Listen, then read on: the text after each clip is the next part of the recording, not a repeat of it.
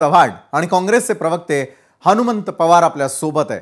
सुरुवातीला आजचा दिवस गाजला तो ओबीसी नेत्यांमुळे आणि ओबीसी नेत्यांनी घेतलेल्या पत्रकार परिषदा आणि केलेल्या मागण्यांमुळे। मृणालजी, अहो मुख्यमंत्र्यांनी स्पष्टपणे आरक्षण सरसकट नाहीये, पात्र व्यक्तींनाच लाभ मिळेल असं स्पष्टीकरण दिलेलं आहे। ते सांगितल्यावरही ओबीसी समाजाचा आक्षेप का? विशालजी, सगळ्यात पहिली गोष्ट म्हणजे आम्ही कधीही म्हटलं नाही की या जीआर मध्ये सरसकट आरक्षण भेटणार आहे। माननीय मुख्यमंत्री देवेंद्रजी फडणवीस हे बुद्धिभेद करतायत। आम्ही कधीही म्हटलं नाही हे सरसकट भेटणार आहे। दुसरी गोष्ट ते असे म्हटले की ज्यांचे पुरावे आहेत, ज्यांचे खऱ्या नोंदी आहेत त्यांनाच दाखले भेटणार आहेत। मग माझा सरळ प्रश्न आहे की ज्यांचे पुरावे आहेत, ज्यांचे जे खरे आहेत, ज्यांची वंशावळ जुळती, ज्यांच्या नोंदी भेटतात, त्यांना 2000चा जो कास्ट इश्युअन्स अँड रेग्युलेशन ऍक्ट आहे तो बस आहे आणि रूल्स आहेत ते बस आहेत। गेले महाराष्ट्रामध्ये एससी एसटी ओबीसीच्या जवळपास 500 जाती आहेत।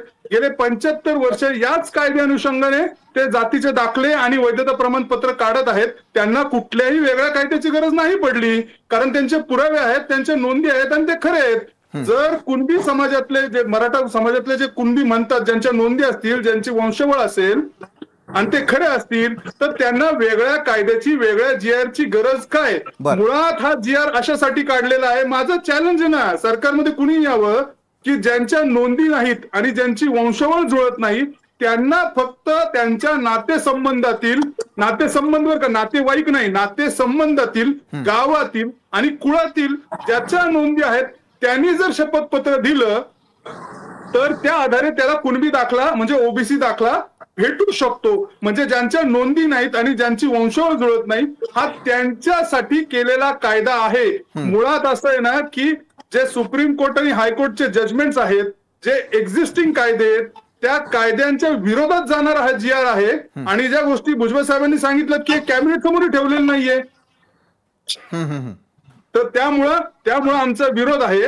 हा कायदा ओबीसींचं एक प्रकारे अतिशय मारण करणारा आहे, कारण त्याच्यामध्ये कोणालाही ऍफिडेव्हिटच्या द्वारे जर कुणबी होता आलं, ओबीसी मध्ये येता आलं तर ते सगळे म्हणजे गागरमध्ये सागर येऊन जाईल आणि या 19% आरक्षणामध्ये 30% समाज घुसेल या जीआरच्या माध्यमातून। 19% येणारा 30% समाज यावरती आपला आक्षेप आहे।